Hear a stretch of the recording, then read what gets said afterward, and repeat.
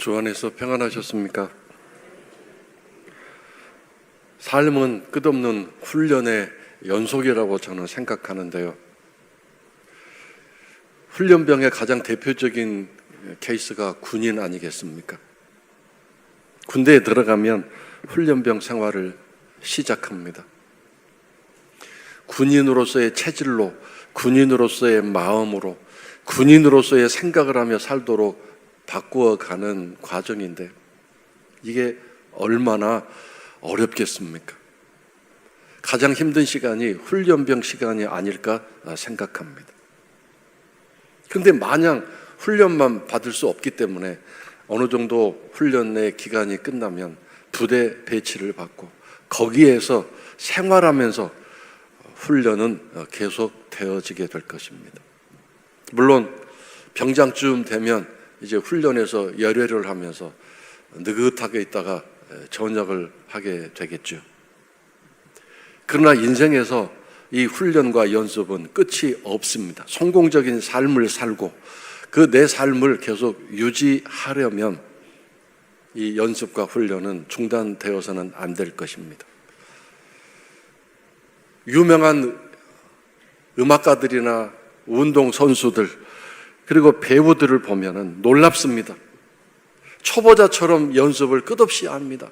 아침부터 저녁까지 쉼 없는 연습을 통해서 자신의 현 상태를 유지하고 더 나은 내일을 향해 나아가는 모습들을 보게 됩니다. 제 생각에는 저 정도 경지에 올랐고 저 정도 수준에 올랐으면 눈 감고도 할 수 있는 거 아닌가 그러는데 그들은 말합니다. 하루를 연습을 쉬고 훈련을 쉬면 그만큼 뒤떨어집니다. 내 실력이 녹습니다.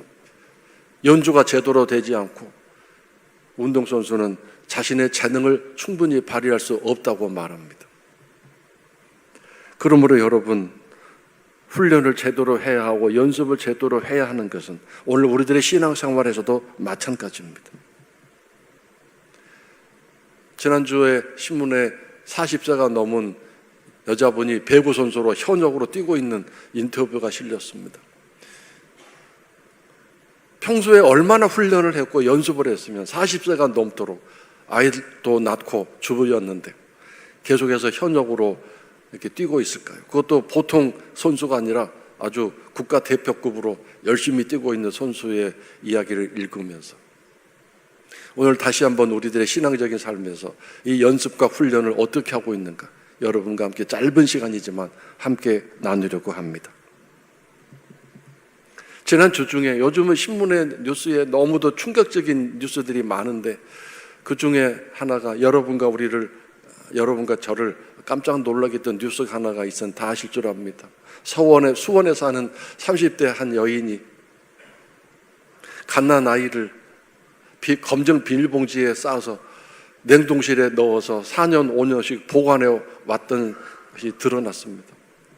국가에서 어떻게 일을 잘하셨는지 감사원에서 그 일을 시작해서 그 일이 드러났습니다. 그렇지 않으면 묻혔을 텐데 아이 기를 자신이 없다고 그것도 연년생 출산을 해가지고 그렇게 낳았다가 아이를 냉동실에 넣었는데 음식을 해먹고 또 물건을 꺼내기 위해 냉동실 또 냉장고 문 열 때마다 그게 느껴지고 보여졌을 텐데 아무렇지도 않았을까요? 아무런 준비도 없이 아무런 훈련도 없이 그냥 결혼을 하고 자녀를 낳다 보니까 이런 끔찍한 일이 일어난 것 같습니다. 오늘 본문 말씀에서 6절에서 바울은 이렇게 7절에서 바울은 이렇게 말합니다. 하나님을 통해서 바울이 말합니다. 하나님이 바울을 통해서 이렇게 말하죠. 뭐라고 얘기했습니까? 경건에 이르도록 내 자신을 연단하라고 말씀하고 있습니다. 여기서 연단이란 훈련을 말합니다. 그리고 이 훈련은 한 번으로 끝나는 훈련이 아니라 일정 기간만 하면 되는 훈련이 아니라 계속되는 훈련을 말합니다. 이 땅의 삶을 마치는 날까지 계속되는 훈련을 하라고 말하고 있습니다. 자, 근데 이 훈련의 목적이 뭐냐면 경건에 이르도록입니다. 경건에 도달하도록. 그 다음에 경건에 도달했으면 그 경건을 유지하도록 계속 훈련하고 연단을 하라고 말씀하고 있습니다. 자, 그렇다면 여러분, 경건이란 무엇입니까? 경건한 신앙생활. 경건을 우리는 아주 엄숙하고 진지하고 거룩해 보이는 그것을 경건생활이라고 말합니다. 아, 저 사람은 참 경건해, 이렇게 말합니다. 영국의 유명하고 존경받는 존 스토트 목사님은 경건을 이렇게 얘기했습니다. 자기 중심에서 하나님 중심으로 변화하는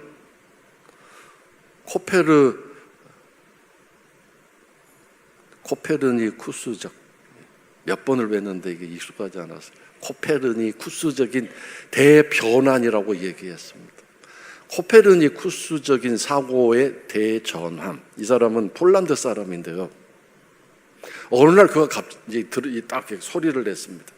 이 전체 모든 우주는 태양을 중심으로 돌고 있다. 지구도 돌고 있고 별도 돌고 있고 달도 돌고 있다. 그렇게 얘기를 했습니다. 난리가 났습니다. 그 전까지는, 이 코페르니쿠스가 말하기 전까지는 이 전체 모든 우주는 지구를 중심으로 별과 해와 달이 다 돌고 있다고 그렇게 주장했던 거죠. 아리스토텔레스와 플라톤이라는 사람이 그렇게 주장을 했대요. 근데 그 이야기가 정설로 믿어져서, 진리로 믿어져서 세상에 그렇게 믿고 있었고, 그것이 어떻게 신앙적인 경지로까지 올라가서 그것을 함부로 다른 이야기하면 큰일 날 만한 그런 상황이었는데, 이 코페르니쿠스가 그렇게 얘기를 했습니다. 목숨을 내건 이야기라고 했다고 합니다. 파격적인 것이고 혁명적인 것이었습니다. 그렇지 않습니까? 태양을 중심으로 지구도 돌고 있다, 별도 돌고 있다, 달도 돌고 있다.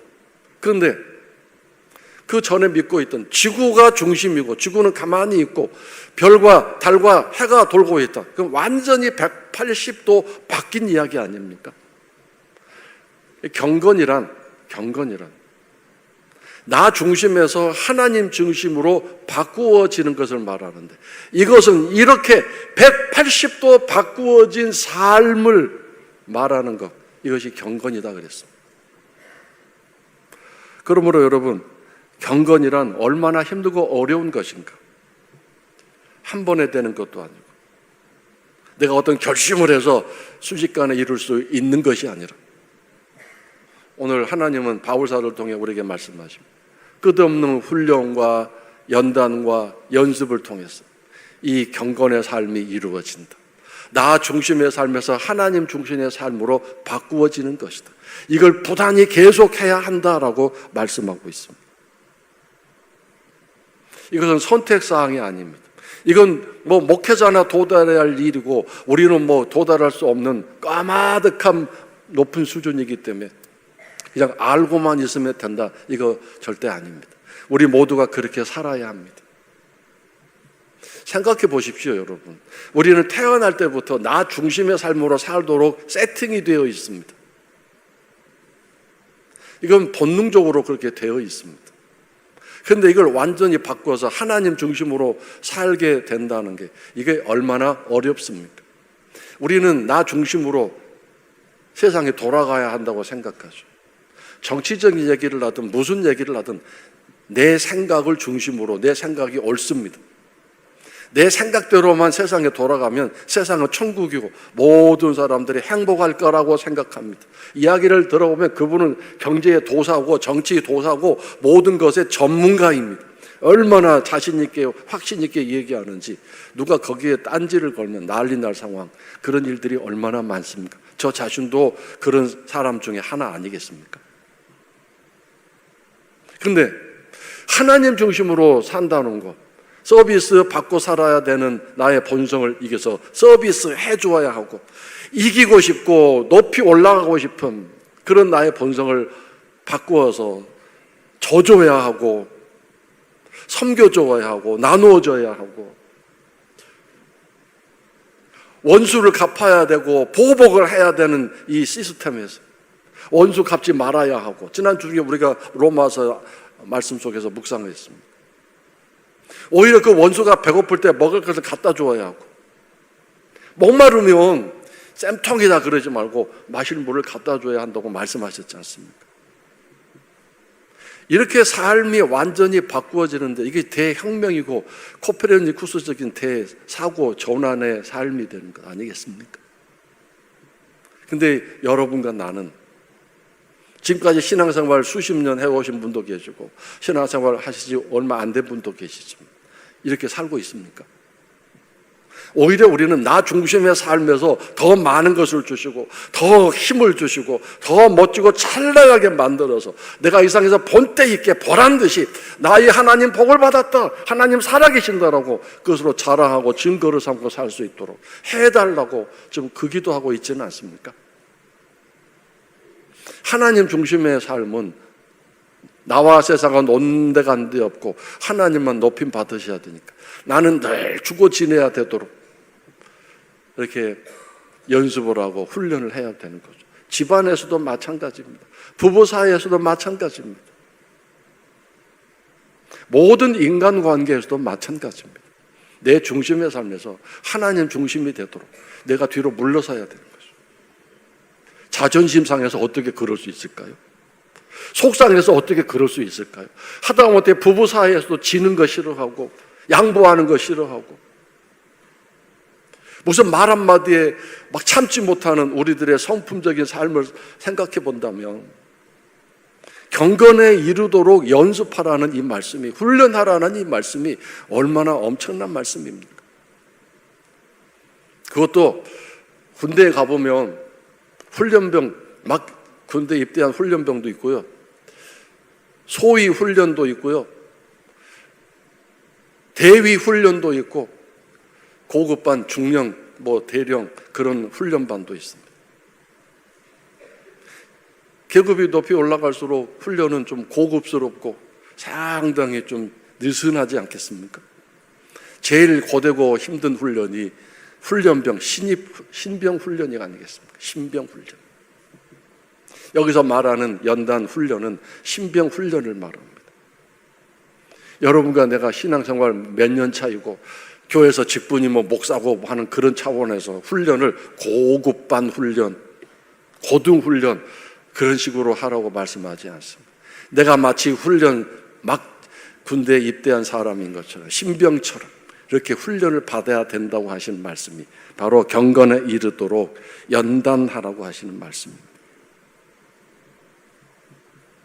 자, 근데 여러분, 경건의 훈련은 어떻게 하는 것인가? 오늘 우리가 읽지는 않았지만 바로 앞부분 5절에 이렇게 되어 있습니다.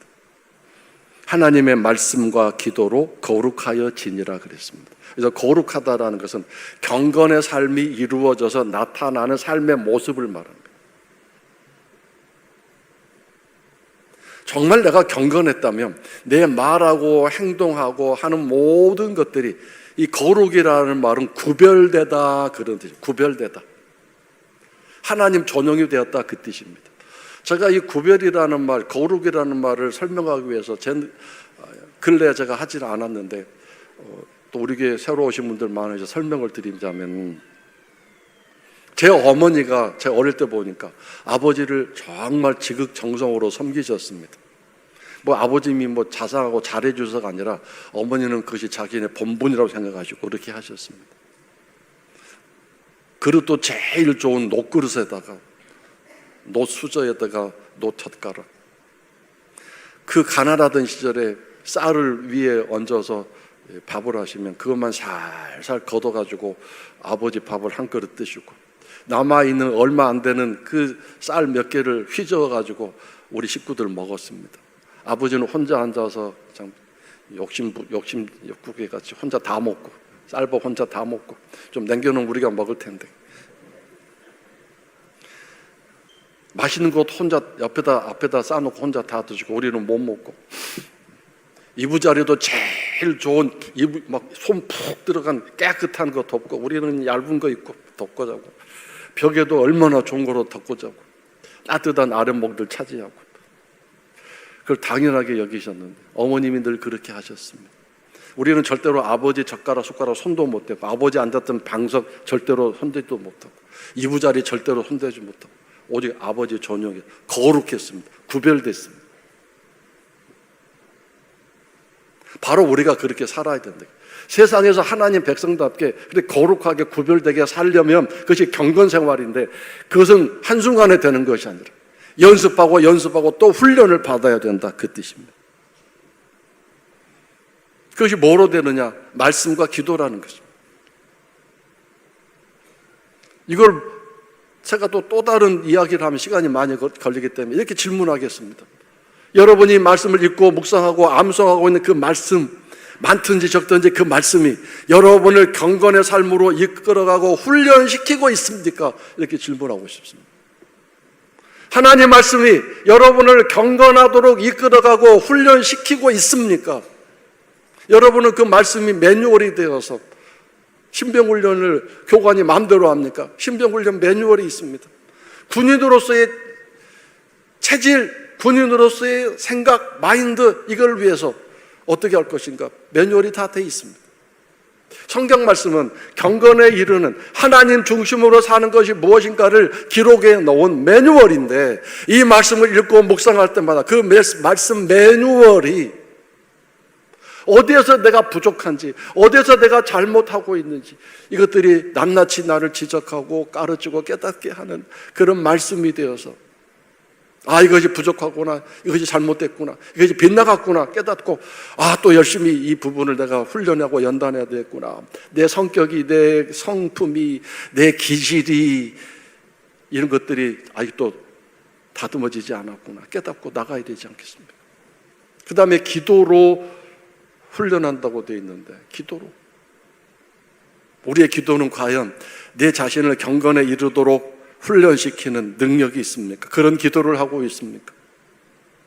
그 기도가, 우리가 하는 기도가 나를 경건에 이르도록 훈련시키고 신병훈련처럼, 나의 교관처럼 내 기도가 나를 이끌어가고 있습니까? 한번 생각해 보십시오. 우리의 기도는 끝없이 나를 훈련시키고 연단시키는 기도가 아니라 다른 쪽으로 좀 나아가고 있는 것은 아닌지 한번 잘 생각해 볼 수 있기를 바랍니다. 이 기도와 말씀 외에는 나를 훈련시키고 나를 연단시키는 방법, 하나님 중심으로 살게 만드는 그 어떤 것도 이 세상에 있을 수 없습니다.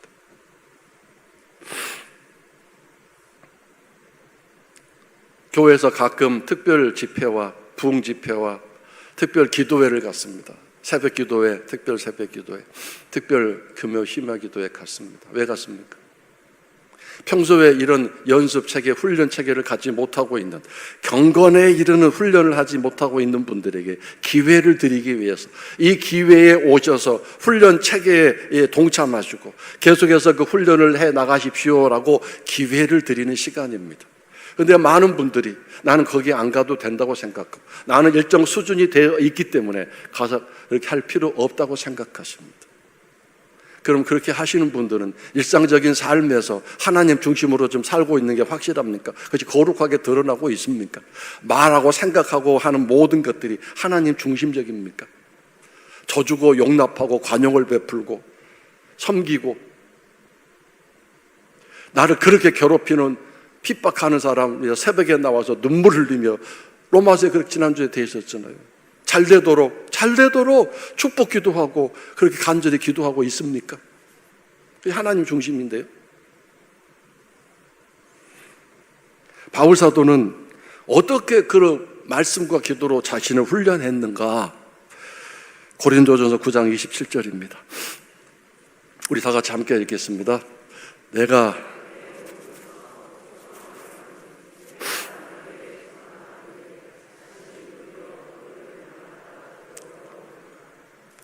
여기서 내 몸을 치다라는 말은 내가 내 몸을 폭행하다, 그런 뜻입니다. 원래 저 원어가 복싱할 때 쓰는 단어를 썼다고 합니다.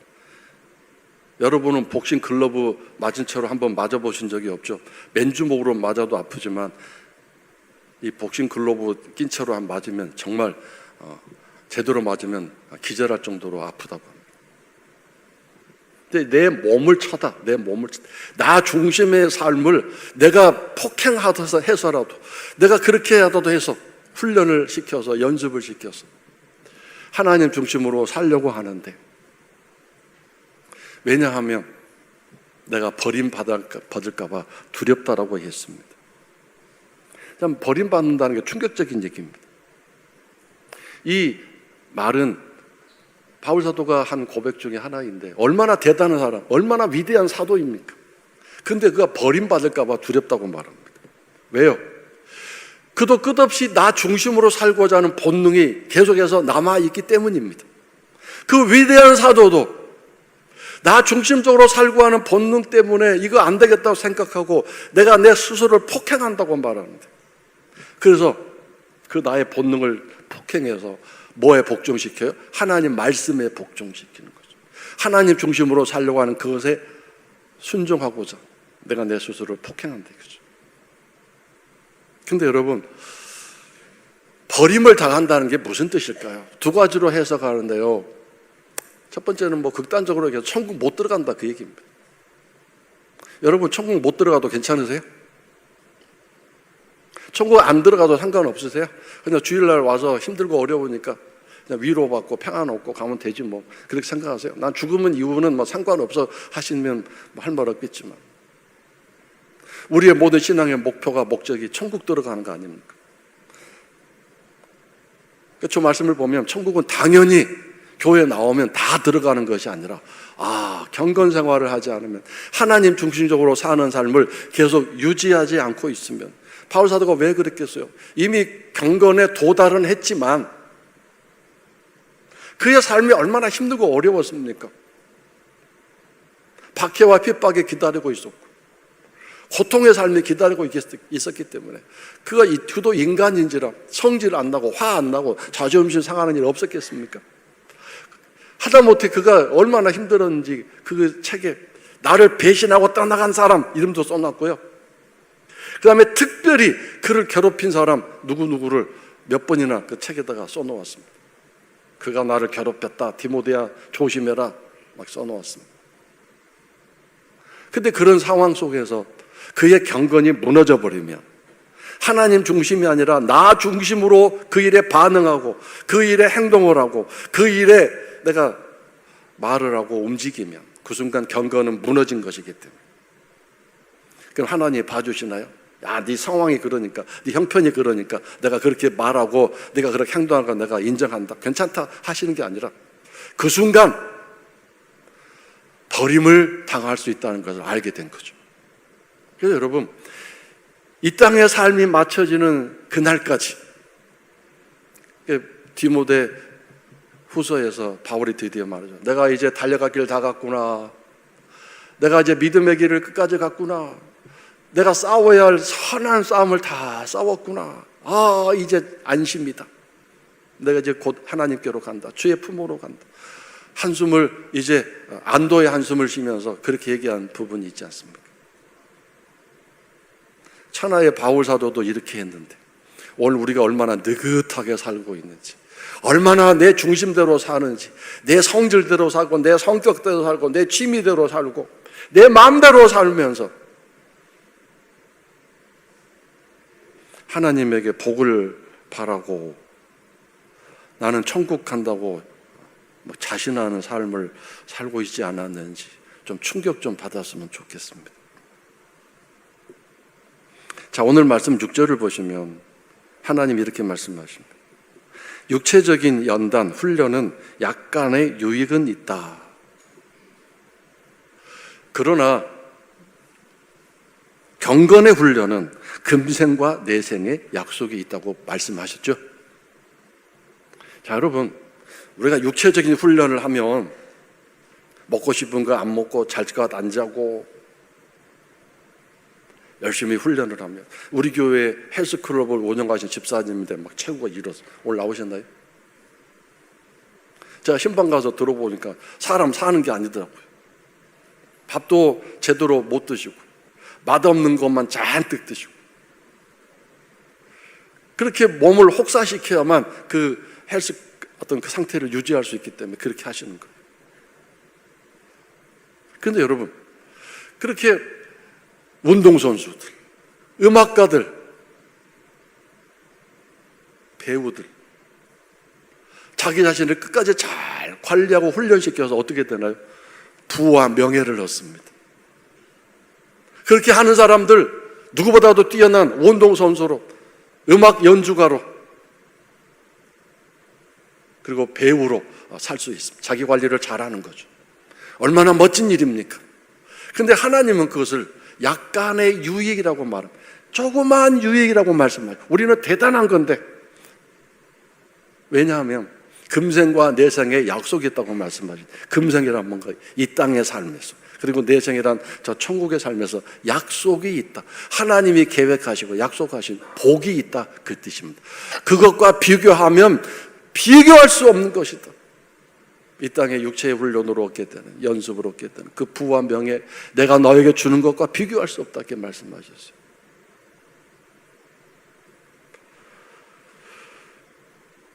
그 경건에 이르는 삶이, 훈련이 얼마나 중요한가를 아시겠죠. 근데 한 가지는, 하나님 우리를 아세요. 바울사도 오늘 그렇게 아주 신앙적으로 정말 열심을 내서 경건에 도달했고, 그 경건을 유지하기 위해서 이렇게 몸부림쳤는데, 우리는 사실 지금 50년을 믿었던 직분인 뭐든 경건에 도달한 적이 과연 있었는가? 하나님 아십니다. 내가 내 성품상, 내 기질상, 내 삶의 환경상 내가 그 경건에 도달하지 못하는 것을 알고 계신데, 뭘 원하시느냐면 그 경건에 도달하도록 지금도 내 자신을 훈련병처럼 여기고 기도와 말씀에 열심을 내는 사람, 이것을 하나님이 기뻐하십니다. 근데 오늘 여러분과 나는 어느 정도 경지에 올라서라고 느긋하게 여유를 가지고 말씀 생활과 기도 생활을 그렇게 하고 있지는 않는지 생각해 보시기 바랍니다. 저는 이번 주 중에 많은 것을 깨달았습니다. 삶에서 왜 힘든 일이 생기는가, 어려운 일이 생기는가, 쉽게 말하면 왜 폭행을 당하는가, 어떤 일로 인해서, 어떤 상황으로 인해서, 어떤 문제로 인해서 아주 흠씬 얻어맞는 것처럼 고통을 느끼는, 폭행당하는 사건이 일어나고 있지 않습니까? 심지어 그는 가족들을 통해서 올 수 있고, 내 친한 사람을 통해서 배신감을 느낄 만한 그런 폭행당하는 그런 일도 있고, 뜻하지 않게 자녀가 내 마음에 상처를 주고 아픔을 주는 경우도 있고, 부부 사이에서 그런 일이 있을 수 있겠죠. 저는 그것이 무엇인가 생각했는데요, 하나님이 나를 폭행하시는구나 생각까지 들었습니다. 내가 내 자신을 폭행하지 못하고 그렇게 느긋하게 여유를 가지고 살고 있다 보니 경건 생활은 무너져 있고, 모든 삶의 모든 일이 그냥 다 내 중심으로 살아가고 있으면서 하나님을 위해, 영광을 위해서 하고, 그렇게 위선적으로. 지난주 목요일에 말씀 묵상하면서 사랑은 거짓이 없다 그랬잖아요. 그래서 하나님이 나를 그런 폭행에 놔두시는 게 아닌가, 그 생각이 듭니다. 그래서 그런 일을 겪으면서 정신 바짝 차리고, 내가 이런 상황에서 이렇게 반응했구나, 이렇게 행동했구나, 그래서 믿음의 행동도 아니고, 그래서 신앙에 좋은 성도의 말이 아니겠구나 스스로 깨닫고, 그 문제가 힘들어서가 아니라 그렇게 그 일에 그렇게 반응해버린, 그렇게 움직여버린 내 자신이 부끄럽고 창피하고 고통스러워서 하나님 앞에 엎드려서 다시 훈련병의 모습으로 겸손하게 하나님 부르실 수 있는, 그것이 하나님이 원하시는 일 아니겠습니까? 여러분과 우리 중에, 나 중에 누가 지금 완벽한 경건의 삶을 이루었다고 자신할 수 있겠습니까? 분명히 말씀하셨어요. 섰다고 생각하느냐, 넘어질까 조심해라고 말씀하셨어요. 삶 속에서 이런 신앙에 위험을 주고 믿음을 박살내는 일이 순식간에 오지 않습니까? 누구의 말 한마디에 내 믿음이 박살나요. 누구의 어떤 작은 행동 하나에 나의 경건함이 무너지지 않습니까? 하나님 중심의 삶이 그냥 감정적으로 반응하고 내 기분에 따라 막 움직여버리는 그런 일이 얼마나 많습니까? 그러므로 여러분, 우리가 하는 일이 대단한 일, 훌륭한 일, 멋진 일, 그것이 아니라 그것을 하나님 보시는 것이라 경건에 의해서 나온 것인지 그걸 보십니다. 하나님 우리의 예배, 기도, 찬송 이것만 바라보시는 것이 아니라 그것이 경건의 삶, 하나님 중심에 의해서 나온 예배고 기도고 헌신 봉사인지 이걸 보십니다. 나 중심에서 하는 그런 기도와 예배인지 교회 봉사 헌신인지 그걸 따지고 보시는 분이라는 뜻입니다. 그래서 오늘도 나는 훈련병입니다. 하나님, 나는 부족합니다. 압니다. 인정합니다. 하나님도 그렇게 알고 계시잖아요. 그러니까 나 훈련할래요. 나 도와주세요. 내가 실패하고 하나님 뜻대로 살지 못하고 성질내고 분노하고 혈기내고 욕심부리고 이런저런 막 좌충우돌하며 사는 거 죄송합니다. 하나님 아시잖아요. 그러니까 나 훈련시켜주세요. 열심히 훈련 따라갈게요. 이렇게 기도 생활과 말씀 생활 열심히 하는 게 오늘 우리들에게 필요하다고 생각합니다. 그래서 성도 여러분, 그 훈련 생활 열심히 잘하셔서 이 땅에서도 많은 복을 받으시고 저 하늘나라에 가서도 멋진 삶을 사시는 우리 귀한 여주교회 성도들 여러분들 되시기를 주의 이름으로 축원합니다.